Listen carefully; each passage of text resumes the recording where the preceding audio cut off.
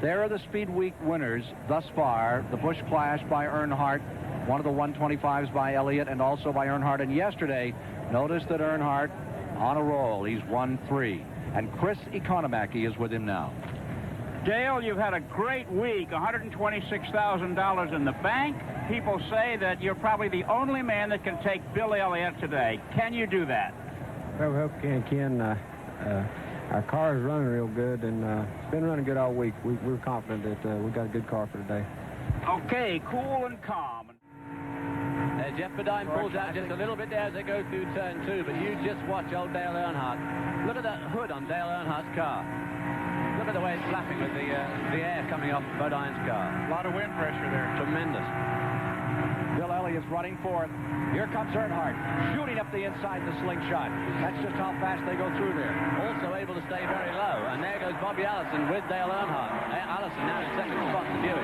The Allison Buick has had just an amazing run this week. He looked very fast yesterday afternoon in the final practice.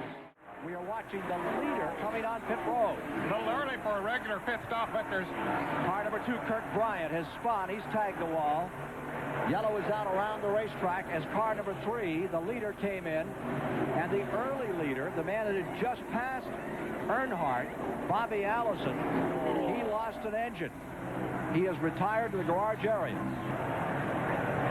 Okay, Dale Earnhardt made a pit stop just before the yellow flag came out, asking what the trouble is. They say, go talk to the Goodyear tire people. There seems to be concern here in Earnhardt's pit, but the yellow did save it. Back to you. And from the Goodyear blimp, you see the restart. Dropping back is Bonnett. Bonnett drops all the way off the pace. You can see him slowing down from that blimp. Boy, Earnhardt got hit. Run over him.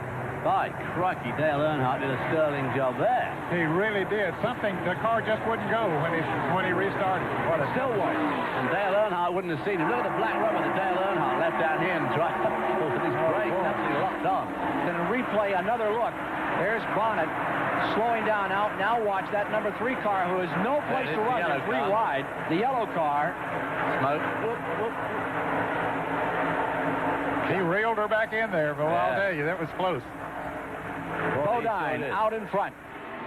There from the Goodyear blimp, you see those 2 leaders, and there goes Earnhardt getting up underneath the number 5 car of Bodine as they go into turn number 3. He's there. Hanging on well, even though he's out of the draft. He's still hanging on pretty well as they go down that back straight.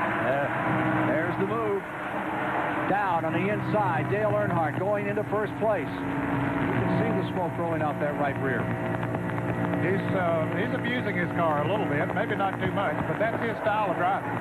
Ned, how many years do you think it'll be before we'll see the name Earnhardt and Junior Johnson tied together? I think they have wanted to get together for a long time, but certainly Johnson has found a driver in Darrell Waltrip now, one that's very satisfying because he's a winner, has won 2 championships, 3 championships for Junior Johnson, but I think still Dale Earnhardt would like to drive a Junior Johnson car, and I think Junior Johnson would like to have him to drive his car, but also there's been a good marriage between Richard Childers and Earnhardt, so it might be longer coming than it would have appeared to be a few years ago. Old-fashioned hell for leather racer, this man at number 3. Earnhardt now leading Bodine by 2 car lengths as they come out of turn number 4. No sign of any smoke coming off Dale's tires there from that inboard ring, and a really good look at the back of Dale's car. And it looked pretty stable. They're bouncing around a lot. You can see them moving around. No smoke. I wonder here if Earnhardt is not willing to just ride for a while. Evidently, according to the report that he gave Chris Economaki, that Richard Childers, who owns that car, said that they had to put the binders on him a little bit to slow him down. He moved out front. It looked like he did it with ease, but then when Geoff Bodine went back in front, it looked like he did it with ease. They're able to pull away from the rest of the field, although I think Terry Labonte and Benny Parsons are certainly holding their own at this point, maybe even closing in a little bit, but who knows whether either of them have anything left. And these 2 men are the story of the hour. It is Geoff Bodine, originally from Chemung, New York, and Ralph Dale Earnhardt in number 3 from Kannapolis, North Carolina, with a tremendous crowd cheering this one on, watching these 2 continue their battle around the speedway. There's Dale takes him coming out of turn 4. Pretty brave move as they come into the tri-oval. And Bodine making a pit stop. Right. Green flag pit stop's coming up. Now he has a little over 100 miles to go, 41 laps, so it'll be interesting to see if he can go the rest of the way. Here's Chris. Bodine's coming in. The gas man here, that's a 90-pound can of gas that holds 11 gallons, and it takes about 6 and a fraction seconds to put it in. Bodine has been in for 8 seconds now. There's 1 can of gas. Remember, 93 pounds of fuel funneling in there. The little can is to catch the overflow. Right-side tires, and away he goes at 16.13 seconds for that beautiful stop, and it may well be his last stop of the race. Back to you, Ken. Earnhardt first, now Labonte second. Ron Bouchard, who had been running ninth, he pitted. Here comes Earnhardt in for his pit stop. Yes or no? I would say yes. He's backed out of it enough. He's in. Bobby Hillin came in and went on right on past. He had to come back in again, so that cost Bobby some extra time. Hillin, of course, running right up here in the... Earnhardt slithering to a stop. Chris. Get it in with all 4 wheels locked up, smoking off his left front tire. They're changing right side tires. He's getting a second tank of fuel. The spot the same has been ripped off. There's a lot of smoke here. He stalled the engine. They're waiting. This is a long stop here. There he goes. 18.52 seconds, and Earnhardt really looks like he's excited for this finish. Back to you, Ken. Sure looked excited when he came down pit road.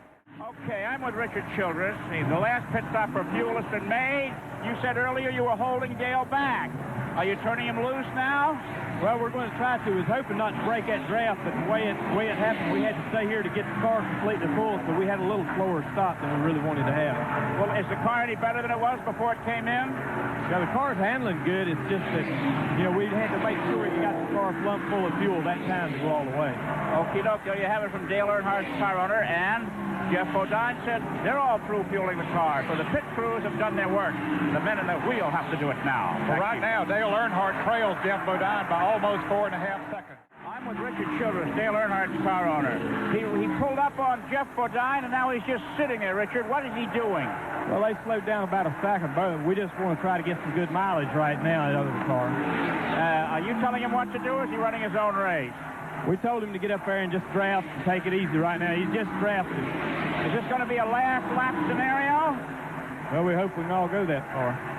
Okay, Richard Childress concerned about it. Let's go down across the road to Mike Joy and Geoff Bodine's pit.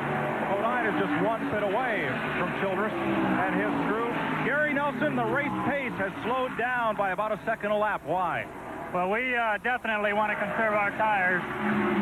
We don't care too much about leading these laps along here, but we'd sure like to lead that last one. And Earnhardt, Dale doesn't want to pass us. He wants to run second and try and get us on the last lap. So we feel like we can cool our tires as best we can. Don't tell him, but maybe we can lull them into running a little slower pace, and we'll try everything we can to beat them on the last lap. Well, they've got the stopwatches too, of course. What about fuel mileage? Could you go the way without a problem? The fuel is going to be close. We feel we can make it. We're not, we're going to gamble on that. If a caution came out, we'd put in a few gallons, but we really got some tires that we'd rather have on the car. I think the stretch along green has caused our left side tires to wear down, and we haven't had a chance to change them. So if only we could get these 4 on, I think we'd be the strongest car out there. But will you try to slow him down even more? Well, there's no way Dale's going to pass us. We could stop practically. He'd probably follow us into the pits, but we are slowing the pace down. We're trying to lull him, and obviously he's pretty smart. He knows what we're doing. They've all raced in and seen a lot of races here, all decided on the last lap, but it's evident this will be another. May not be the fastest car, maybe one of the best strategy here, not saving those tires. It very well be. Of course, at the same time, Earnhardt's saving his, too, so... Well, I think that if I was Geoff Bodine, I'd really be worrying at this stage about fuel. They've got to be awfully close on fuel to try and do 41 laps. Everybody else out there is better off than he is. The crowd is on their feet, getting ready for the finish here this afternoon. $1.5 million at stake. Bodine and Earnhardt both seeking to win this thing for the first time. There won't be a dry eye in the house. 5 laps to go. That's not a view you want to see in your rearview mirror with 5 laps to go. Dale Earnhardt humming along just right behind you there. Earnhardt pulls up on that outside. Geoff Bodine wanted to go fast in the worst possible way. Yeah, he's aggravating Bodine there now. Oh, God, yeah. He'll be slowing down. There's Tim Richmond is passing Tim Richmond. You know, some years ago, David Pearson was leading the race here. Richard Petty was running second, and Pearson threw his hand up as if something was wrong with his car, pulled down to the inside. Petty zipped past. Pearson picked back up the draft and won the race. Happened right here in turn number 1. And Petty was pretty angry at the time. He said, you know, I could have run into him and taken us both out. And David said, I knew with Pearson behind me, he'd never touch me. 4 laps to go to decide it today. Bodine is in first. What do you think, Ned? It's looked like Earnhardt's game to play here for him to shoot his shot. He's in the position, no question about it. We've seen Cale Yarborough do it so many times. Now they're saying Earnhardt may have to come in for gas. Well, here comes Benny Parsons. They slowed down so much that Benny, well, not that Benny isn't running that well, but, you know, they're holding him up now. The leaders are. I wouldn't want a lap car in there. There's Earnhardt's crew standing out ready to come in. And Earnhardt is coming in. Absolutely out of gas. Earnhardt is coming in. The question is, can Bodine go the distance? Does Gary Nelson know enough about fuel economy to make it work? Let's go to Chris Economac. This is going to cost Dale Earnhardt the race. He's overshot his pitch. They have to pull the car back in order to meet the rules. He just needs a couple of quarts. He's gone on his way, and it looks like Mr. Bodine is going to be the beneficiary. Mike Joy, take it. Gary Nelson talking to his driver right now as the laps wind down. Well, wait till he gets off the microphone here. Jubilation a moment ago in the Rick Hendrick Motorsports pit. Something's wrong on that car as it came out of the pits. Something is amiss on Earnhardt's car. He has struggled so long, so hard. He blowed her up. It could have been the haste coming out of the pits. Dropped the clutch and broke something, I'm sure. 198 complete. Geoff Bodine out in front. Ken, I know that feeling. In 1963, I was leading the race here, ran out of gas, had to come in, get some, but I did wind up in 3rd place. Quickly to Mike Joy. Gary Nelson 2 laps ago. Can you run the distance? We're not stopping. If it runs out, we'll coast. They'll roll the dice, Ken. Well, Geoff Bodine stopped 1 lap earlier than Dale Earnhardt. If Dale Earnhardt ran out of fuel, it puts Judd up in front of Geoff Bodine. We'll stay right here with Bodine. Now, this race is run over. If we're not able to get an immediate interview with him, we will give it to you at halftime of the NBA game of the Celtics and the Lakers today. Coming down, white flag is out. Geoff Bodine into his final lap. Just praying, and we listen now as that car goes into turn number 1 for a burp. Anything from that motor that might spell disaster for Bodine. Remember, looking 13 seconds back now, Terry Labonte. From the in-car camera, you may see Geoff Bodine win the Daytona 500. You may be riding with him. He's in the back straightaway. What a sensation, Ned. That's his fuel gauge. His fuel gauge is the one on the right. See that little gauge that's flickering on the right-hand side of the dashboard with the F under it? I'm sure that's probably his fuel gauge, pressure gauge. At the moment, doesn't see it flickering there. It is definitely flickering when it goes into the turn. And it goes into the turn. He's getting mighty close. See, the needle's going down now. You're riding down for the finish. Checkered flag is out, and you are with Geoff Bodine as he wins the 1986 Daytona 500. Sadness for car number 3, who set poise for many laps, ready to strike, then had to make a late stop for fuel. Made the stop, came out, lost his engine, and had to be pushed in by last year's winner, Bill Elliott. It's hard to capture the illusion of speed. So we took our convertible out for a cruise on the interstate, running along at 55 miles an hour. Of course, we all know that we're passed occasionally by someone going 65 to 70 miles an hour, some 10 to 15 miles an hour faster.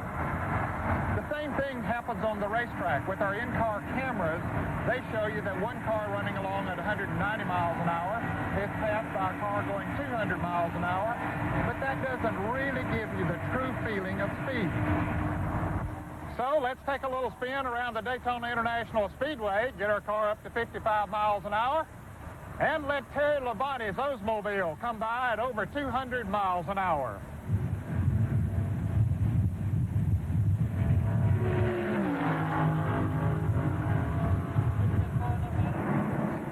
Beep, beep. Oh, my. I know what I want. I want to see a replay on that. Do we have another angle? Let's take a look at Ned Jarrett being overwhelmed. This wouldn't happen. And, you know, you were cheating, Jarrett. I think that's about 60 miles an hour. I was going over 60 miles an hour, but it looks like I'm stopped, and here he comes. Road hog. Say goodnight now.